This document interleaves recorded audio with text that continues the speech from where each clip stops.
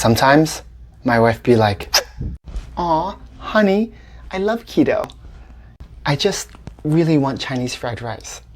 And here I am like, as you wish. Chopped carrots and onions, not too much. 2 eggs, beaten. Fresh chives, chopped. Frozen cauliflower rice, toasted sesame oil. MVP. Next, saute the onions and carrots with half the chives. Turn up the heat with Chinese chili oil. Saute some more and add bean sprouts, another necessary ingredient. Cook the eggs before scrambling. Splash of soy sauce. Add your favorite protein. My baby likes shrimp. And that's all to it. Add the broken up frozen cauliflower rice and heat for about 2 minutes. Now add your remaining scallions, serve and enjoy.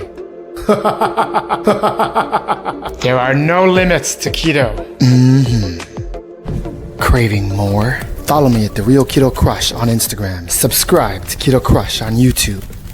Aw, thanks honey.